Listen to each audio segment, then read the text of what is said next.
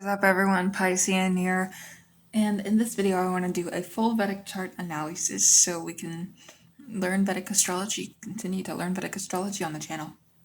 Please like, subscribe, comment, share if you dare and care, with peace and love, and let's get started. So based on this Vedic chart, we see it has Capricorn ascendant at 0 degrees 00, using whole sign houses, and this is a complete breakdown of every house lord, 1st through the 12th, and where that lord is placed in the chart. Looking at the house, sign, lord of the house, lord's position, house and sign. And this is our house lords and their placements table for this chart. We can see all the houses.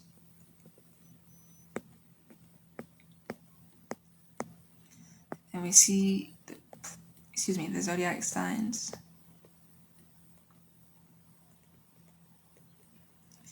We also look at the lord of the house.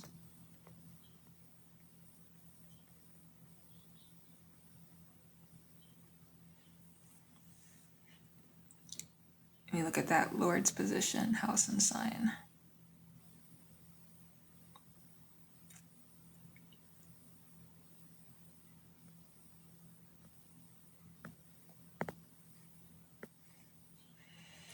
Okay. Now we can see what this tells us at a glance. When we look at our lord, house relationship, and meaning. So we see this individual has the ascendant lord Saturn sitting in the 6th house. So life path and physical body, which is the 1st house, are channeled through daily work, service, health routines, and overcoming obstacles. Discipline comes through action, not rest. Okay? 4th lord Mars in the 10th house. Emotional foundation, home, and inner peace, which is that 4th house, are directly linked to the career and public reputation. So they may build a home life around work, or profession is fueled by courage and ambition. 7th lord Moon in the 4th house. We see partnerships, marriage, and open enemies. The 7th are deeply tied to the emotional security and family life. This individual might seek a partner who feels like home, or relationships are rooted in the native's upbringing. 10th lord Venus in the 11th house. Career and status, which is the 10th, are supported by social networks, friendships, and gains. The 11th may succeed through charm, artistic ability, or by leveraging contacts. And the 11th lord Mars in the 10th. Ambitions, income, and social circles, the 11th, are directly expressed through career and public role, actively fighting for professional goals. So, we also see 5th and 9th lords, Mercury in the 5th, so both the 5th, creativity, intelligence, and the 9th of Dharma, higher wisdom, are ruled by Mercury, placed in the 5th house, and this creates a powerful link between intellectual pursuits, past life merit, and spiritual path, which all flow through the creative mind and romantic interest. 3rd and 12th lords, Jupiter in the 8th, so communication, siblings, the 3rd, and law, spirituality, the 12th, both ruled by Jupiter, placed in the 8th house of transformation. Wisdom is expressed through depth, secrets, and radical change. May teach or heal through occult knowledge. 8th lord Sun in the 2nd house. Your core identity, vitality, the Sun, and transformative power, the 8th, are tied to family wealth, speech, and values. Okay? Words carry weight and can be a source of power or healing. 2nd lord Saturn in the 6th house. Family resources and personal values. The 2nd are earned through hard work, service, and possibly struggles with health or enemies. Financial gains come from discipline and persistence. Now we see planetary placement by house for quick reference. So we just look at the house and the planets and points placed there.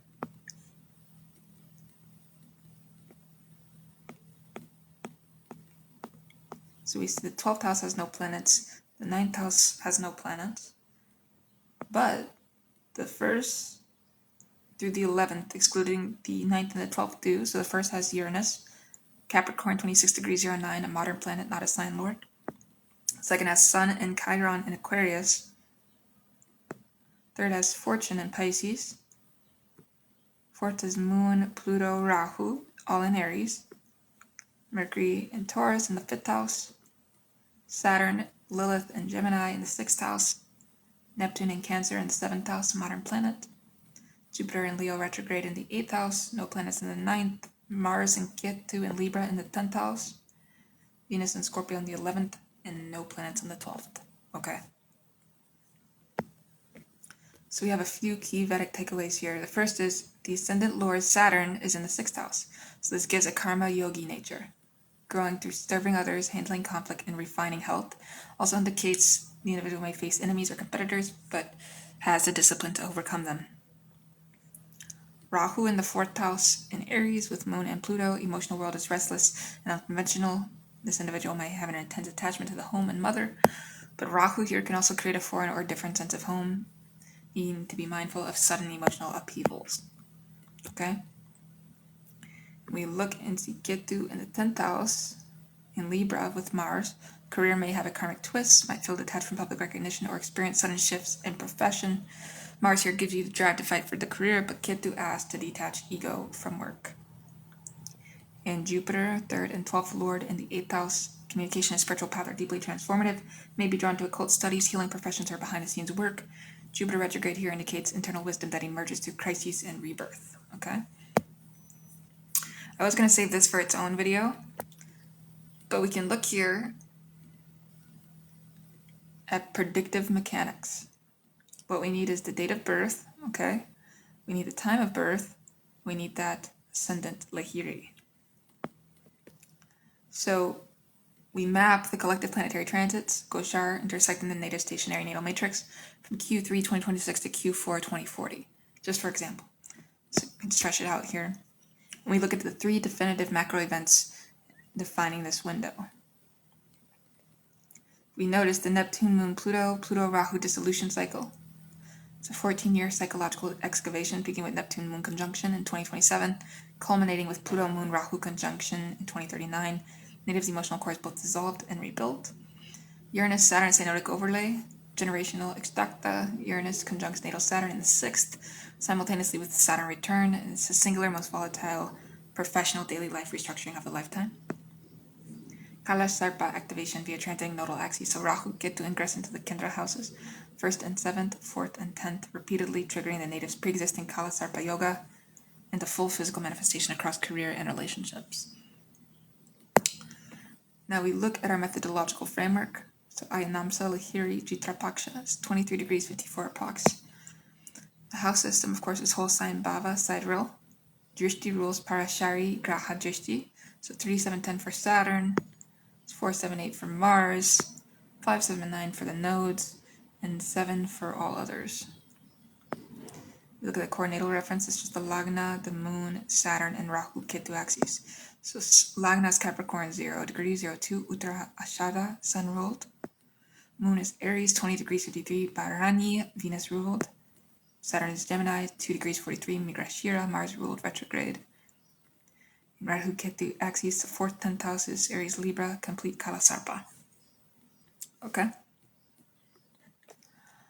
Now we look at the planetary ingresses and return data, ecliptic convergence, and we can look and see the celestial body, ingress sign house, exact date window, ecliptic degree, and observe phenomenon. So Jupiter, right? The individual has Jupiter and Leo in the 8th house, ingressing August 2026, 5 degrees 57, Jupiter returns, ancestral wisdom acquisition. Saturn in Aries in the 4th, May of 2027, 0 degrees, says that the peak entry, emotional foundation becomes karmic duty. Uranus, Gemini in the 6th, 2 degrees 43, Uranus conjunct the natal Saturn, systemic overhaul of daily function. Neptune in Aries in the 4th, Neptune conjunct the natal Moon, psychic boundary dissolution. Pluto in Aquarius in the 2nd, Pluto squared natal Mars Ketu in the 10th, authority power clashes. Rahu in Aquarius in the 2nd, financial obsessions and unconventional speech patterns activate. Saturn return, Gemini in the 6th, karmic milestone, official mastery or rebuild inflection point. Uranus conjunct natal Saturn, Gemini in the 6th, the most acute shocking disruption to work and health, as well as Pluto conjunct the natal Moon in Aries in the 4th. Ultimate psychological regeneration, emotional course permanently rewired. So then we see our major spectral aspects, external collective to the natal matrix. The outer planet transits, generational T-square activation. We look at the transit geometry, native point, house axes, exact orb peak, and technical interpretation. So we see transit geometry, Pluto, Aquarius, square Mars, and Libra. The native point is Mars Ketu in the 10th. The house axis is 2nd and 10th. Exact orb peak is 2027 through 2028. And so it shows external authority figures like government and corporate directly attack the native's career autonomy.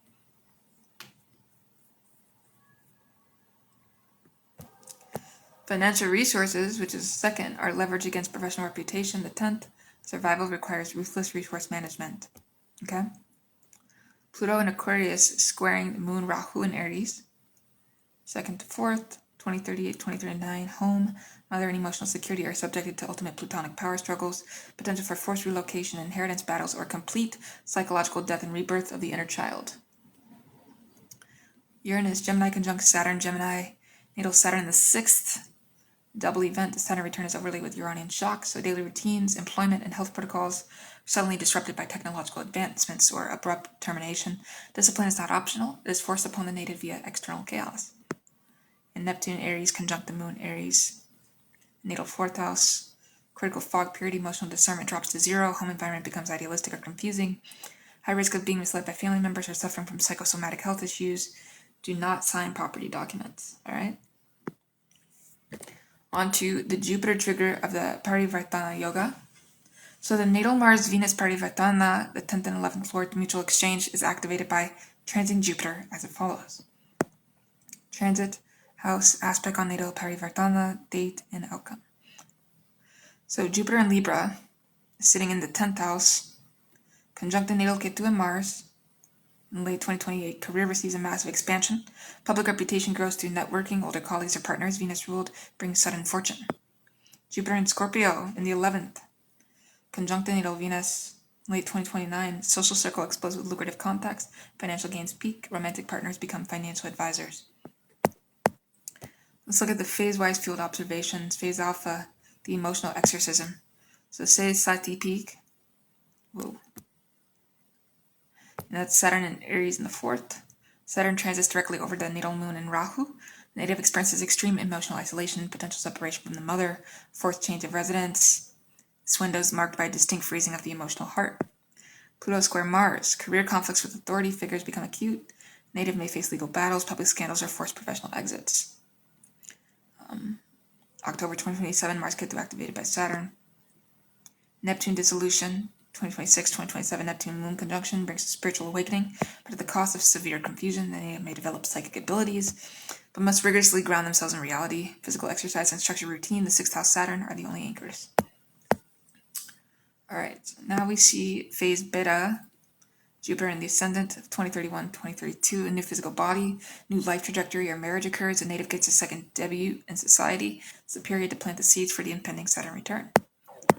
So we just dissect the chart and we're able to tell what is going to happen with this native.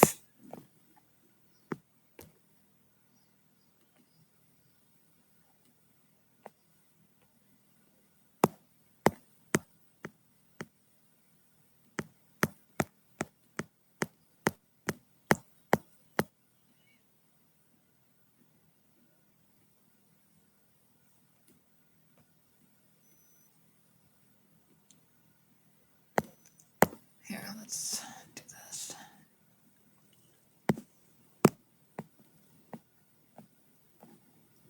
I was also going to look at the D10, or just the Navamsa charts.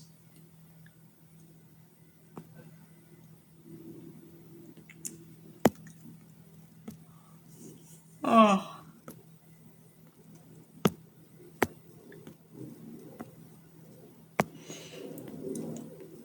I think I'll save this for a different video. I actually really wanted to talk about this. I hope to see you guys there with peace and love. Piscean out.